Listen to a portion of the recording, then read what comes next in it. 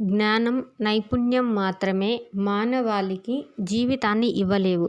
ఉన్నతమైన విలువలు, నైతిక ప్రమాణాలు కలవారినే మానవజాతి మహనీయులుగా భావిస్తుంది అని అన్నది ఐన్స్టీన్, న్యూటన్, గాంధీ, రాధాకృష్ణన్. జ్ఞానం, నైపుణ్యం మాత్రమే మానవాళికి జీవితాన్నివ్వలేవు. ఉన్నతమైన విలువలు, నైతిక ప్రవర్తన కలవారినే మానవజాతి మహనీయులుగా భావిస్తుంది అని అన్నది ఐన్స్టీన్. విద్యా లక్ష్యం మంచి శీలం, ఉన్నత విలువలు గల వ్యక్తులను రూపొందించడమే అని అన్నది న్యూటన్, ఐన్స్టీన్, గాంధీ, సర్వేపల్లి రాధాకృష్ణన్. విద్యా లక్ష్యం ఒక మంచి శీలం, ఉన్నత విలువలు గల వ్యక్తులను రూపొందించడమే అన్నది గాంధీ. శాస్త్ర అభ్యసనం వల్ల విద్యార్థిలో జిజ్ఞాస, కుతూహలం, బుద్ధి వికాసం పెరిగింది అంటే శాస్త్ర బోధన వల్ల అతడిలో ఈ విలువలు పెంపొందించబడింది. క్రమశిక్షణ విలువ, బౌద్ధిక విలువ, నైతిక విలువ, వృత్తి విలువ. ఇక్కడ ఏమన్నాడు చూడండి, శాస్త్ర అభ్యసనం వల్ల విద్యార్థిలో జిజ్ఞాస, కుతూహలం, బుద్ధి వికాసం పెరిగింది అన్నాడు. బుద్ధి వికాసం అంటే బౌద్ధిక విలువ అని గుర్తుపెట్టుకోవాలి. బుద్ధి అంటే బౌద్ధిక అని. ఓకే, ఏ విలువ పెరిగిందంటే బౌద్ధిక విలువ పెరిగింది. ప్రయోగశాలలో రీడింగులు తీయడం ద్వారా విద్యార్థుల్లో ఈ విలువ పెంపొందించబడుతుంది. క్రమశిక్షణ విలువ, సౌందర్య విలువ, నైతిక విలువ, సాంస్కృతిక విలువ. ప్రయోగశాలలో రీడింగులు తీయడం ద్వారా క్రమశిక్షణ విలువ పెంపొందించబడుతుంది. సూర్యకేంద్రక సిద్ధాంతం బోధించడానికి విజ్ఞాన శాస్త్ర ఉపాధ్యాయుడు ముఖ్యంగా ఈ విషయాన్ని బోధించే ఉపాధ్యాయుడి సహాయం తీసుకోవాలి. భౌగోళిక శాస్త్రం, చరిత్ర, జీవశాస్త్రం, కళలు. సూర్యకేంద్రక సిద్ధాంతం బోధించడానికి చరిత్రకు బోధించే ఉపాధ్యాయుడి సహాయం తీసుకోవాలి. ఎందుకంటే సూర్యకేంద్రక సిద్ధాంతం అన్నాం, దానికి ముందు ఏముందన్నాం, భూకేంద్రక సిద్ధాంతం ఉందన్నాం. అంటే ఒకదాని తర్వాత పరిణామం ఎలా జరుగుతూ వచ్చింది ఒక స్టోరీలాగా చెప్పుకుంటూ వచ్చి సూర్యకేంద్రక సిద్ధాంతాన్ని చెబితే పిల్లల మైండ్లో బాగా గుర్తుండిపోతుంది అనమాట. అలా ఒక దానికి ముందు జరిగిన దాని గురించి తెలియాలి అంటే చరిత్ర తెలిసిన వాళ్ళ ద్వారా చెప్పించాలన్నట్టు. సాధారణంగా విజ్ఞాన శాస్త్ర ఉద్దేశాలు మూర్తాలు, స్వల్పకాలిక గమ్యాలు, అమూర్తాలు కొలవవచ్చు. సాధారణంగా విజ్ఞాన శాస్త్ర ఉద్దేశాలు అమూర్తాలు.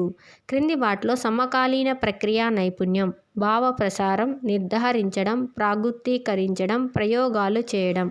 క్రింది వాటిలో సమకాలీన ప్రక్రియా నైపుణ్యం వచ్చి ప్రయోగాలు చేయడం.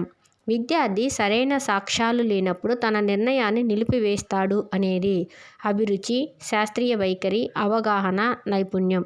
విద్యార్థి సరైన సాక్ష్యాలు లేనప్పుడు తన నిర్ణయాన్ని నిలిపివేస్తాడనేది శాస్త్రీయ వైఖరి. విద్యార్థుల్లో ప్రక్రియా నైపుణ్యాలు పెంపొందించే విజ్ఞాన శాస్త్ర ఉపాధ్యాయుడు ప్రయోగ ఫలితానికి తక్కువ ప్రాధాన్యత ఇచ్చి పిల్లలు ఎలా చేశారనే దానికే ఎక్కువ ప్రాధాన్యం ఇస్తాడు.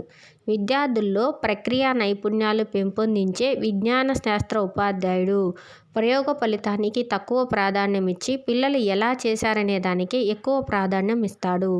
వస్తువులను సేకరించడం, సైన్స్ క్లబ్బుల్లో పాల్గొనడం లాంటి కృత్యాల్లో విద్యార్థులు పాల్గొనేలా అవకాశాన్ని కల్పించే భౌతిక శాస్త్ర ప్రణాళికా సూత్రం, ఉపయోగితా సూత్రం, సమైక్యతా సూత్రం, విద్యార్థి కేంద్రీకృత సూత్రం, విరామ సమయ సద్వినియోగ సూత్రం.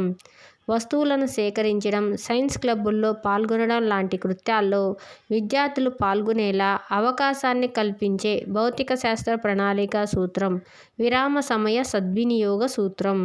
విజ్ఞాన శాస్త్ర పరిశీలనలో విమర్శనాత్మక వైఖరి కలిగిన వ్యక్తి. శాస్త్రీయ దృక్పథం ఉంటుంది. తాను పరిశీలించిన విషయాలు చాలనుకుంటాడు. ఇతరులపై ఆధారపడతాడు. భావ ప్రసార సామర్థ్యం ఏర్పడుతుంది. విజ్ఞాన శాస్త్ర పరిశీలనలో విమర్శనాత్మక వైఖరి కలిగిన వ్యక్తికి శాస్త్రీయ దృక్పథం ఉంటుంది. సమస్య పరిష్కార పద్ధతిలో సోపానం కానిది: సమస్యను పెద్దల దృష్టికి తీసుకెళ్లడం, సమస్యను నిర్వచించడం, సమస్య పరిష్కారానికి విశ్లేషణ చేయడం, సమస్యను గుర్తించడం. సమస్య పరిష్కార పద్ధతిలో కానీ సోపానం ఏంటంటే సమస్యని పెద్దల దృష్టికి తీసుకెళ్ళడం అనేది అది కానే కాదు. సమస్యను నిర్వచిస్తాడు, ఫస్ట్ సమస్యను గుర్తిస్తాడు, సమస్య పరిష్కారానికి విశ్లేషణ చేస్తాడు. విజ్ఞాన శాస్త్ర అభ్యాసకుడు సత్యశీలుడు. ఎందుకంటే శాస్త్ర స్వభావం క్రమశిక్షణ, సౌందర్యాన్వేషణ, అన్వేషణ దృక్పథం, సత్యాన్వేషణ. క్వశ్చన్లోనే ఉంది. విజ్ఞాన శాస్త్ర అభ్యాసకుడు సత్యశీలుడు ఎందుకంటే శాస్త్ర స్వభావము సత్యాన్వేషణ. కుతూహలము, నమ్రత కలిగి ఉండడం మానవుని యొక్క సహజాతం, మంచి అనుచరుడి లక్షణం, శాస్త్ర బోధనా లక్ష్యం, శాస్త్రీయ వైఖరి గల వ్యక్తి లక్షణం. కుతూహల, నమ్రత కలిగి ఉండడం శాస్త్రీయ వైఖరి గల వ్యక్తి లక్షణం. చూడండి, పిల్లలకి ఏమైనా చెప్పామనుకో, రే అటుపక్క పోమాకరా అడేదో దెయ్యం ఉందంట అన్నాం అనుకోండి, వాళ్ళు ఖచ్చితంగా వాళ్ళ మనసంతా దాని మీదే ఉంటుందన్నమాట. దెయ్యమా, అది ఎట్టుంటుంది, అది ఉందా, నిజమా, అబద్ధమా అని అక్కడికి వెళ్ళి చూడాలి, కనుగొనాలి అని ఉంటుంది. అదే ఆ వైఖరినే శాస్త్రీయ వైఖరి అంటాం. శాస్త్రీయ ప్రక్రియ నిర్మాణంలో ఇమ్మడని కృత్యం ప్రశ్నించడం, పరిశీలించడం, నమ్మడం, ఊహించడం. శాస్త్రీయ ప్రక్రియ నిర్మాణంలో ఇమ్మడని కృత్యం ప్రశ్నించడం. ఆ శాస్త్రీయ ప్రక్రియ నిర్మాణంలో పరిశీలించడం, నమ్మడం, ఊహించడం అన్నీ ఉంటాయి. విజ్ఞాన శాస్త్ర బోధన ఉద్దేశం కానిది సాధారణీకరణాలను అభివృద్ధి చేయడం, శాస్త్రవేత్తల కృషిని అభినందించడం, శాస్త్ర పద్ధతులను వినియోగించకుండా ఉండడం, సాంకేతిక శాస్త్ర అభివృద్ధిలో భాగస్వామ్యం వహించే సామర్థ్యాన్ని వృద్ధి చేయడం. ఇక్కడ ఏం లేదు, ఉద్దేశం కానిది అనగానే ఆన్సర్లో 3 పాజిటివ్ ఉంటుంది, 1 నెగిటివ్ ఉంటుంది. ఆ నెగిటివ్గా ఉండేదే ఆన్సర్. సాధారణీకరణాలను అభివృద్ధి చేయడం కరెక్టే, ఉద్దేశమే. శాస్త్రవేత్తల కృషిని అభినందిస్తారు, కరెక్టు. సాంకేతిక శాస్త్ర అభివృద్ధిలో భాగస్వామ్యం వహించే సామర్థ్యాన్ని వృద్ధి చేయడం, ఇది కూడా కరెక్టు. శాస్త్ర పద్ధతులను వినియోగించకుండా ఉండడం, ఇది ఉద్దేశం కాదన్నమాట. శాస్త్రీయ పద్ధతుల్లో శిక్షణ ఇవ్వడం ద్వారా విద్యార్థుల్లో పెంపొందించే విలువ, ఉపయోగిత విలువ, సౌందర్యాత్మక విలువ, క్రమశిక్షణ విలువ, సృజనాత్మక విలువ. శాస్త్రీయ పద్ధతుల్లో శిక్షణ ఇవ్వడం ద్వారా విద్యార్థుల్లో పెంపొందించే విలువ, క్రమశిక్షణ విలువ. మన విశ్వం పాఠ్యాంశం బోధించడం ద్వారా విద్యార్థుల్లో అభివృద్ధి చెందే విలువ, సౌందర్యాత్మక విలువ, నైతిక విలువ, సాంస్కృతిక విలువ, సృజనాత్మక విలువ. మన విశ్వం పాఠ్యాంశం బోధించడం ద్వారా విద్యార్థుల్లో అభివృద్ధి పొందే విలువ, సౌందర్యాత్మక విలువ.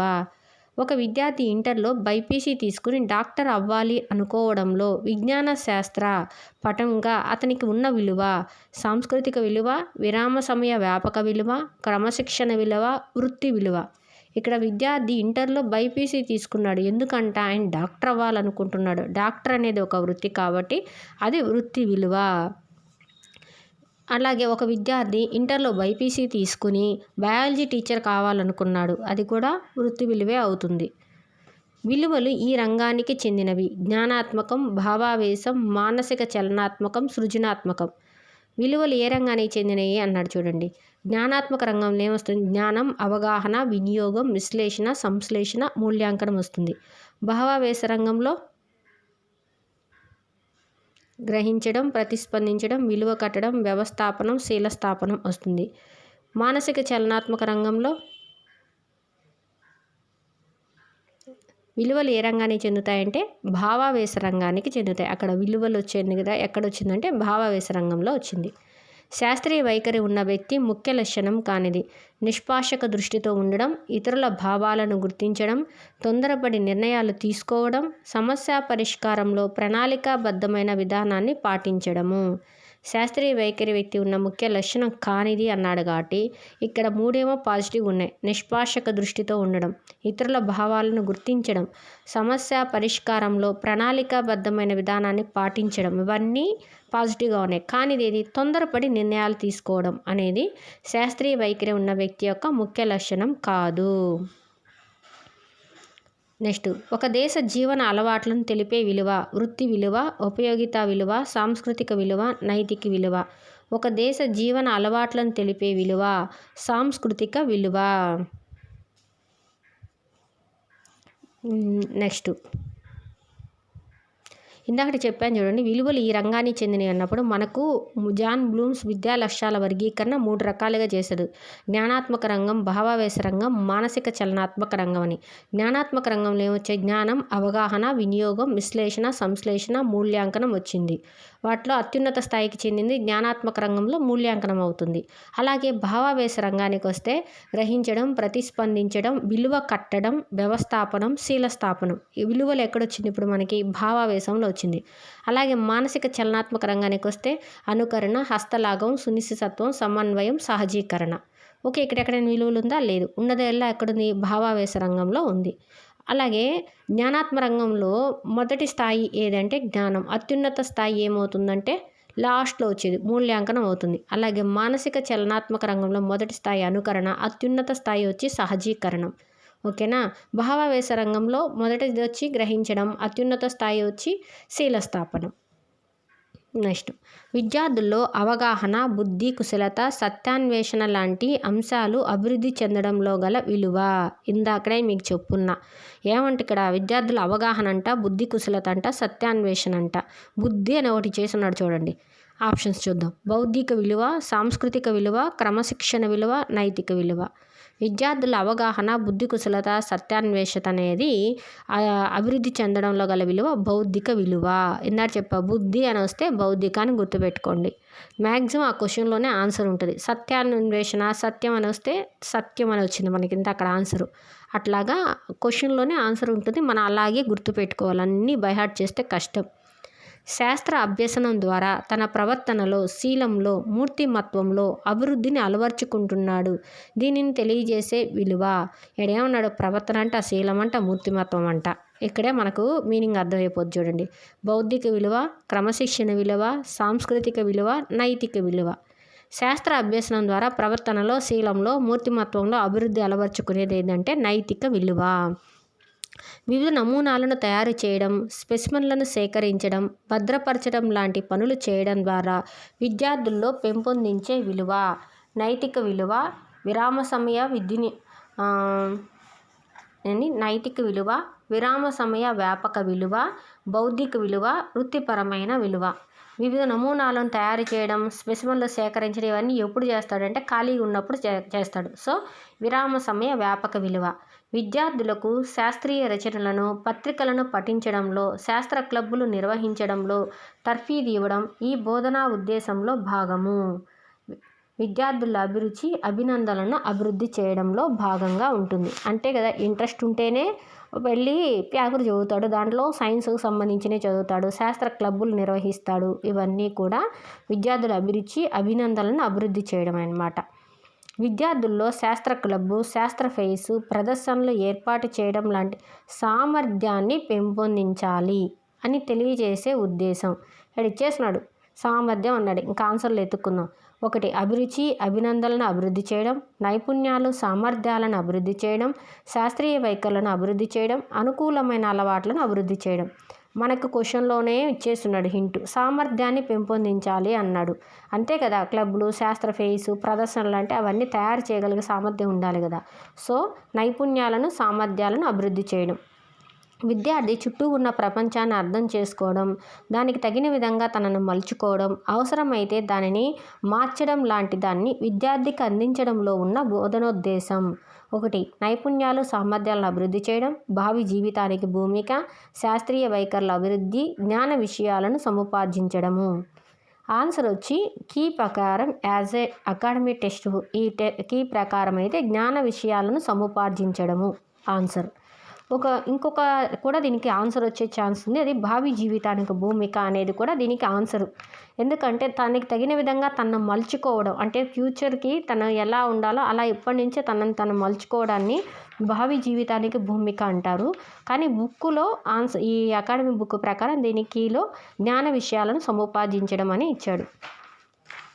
నెక్స్ట్, క్రింది వాటిలో ప్రక్రియా నైపుణ్యం కానిది. పరిశీలన, వర్గీకరణ, ప్రయోగం చేయడము, ప్రతిస్పందించడము.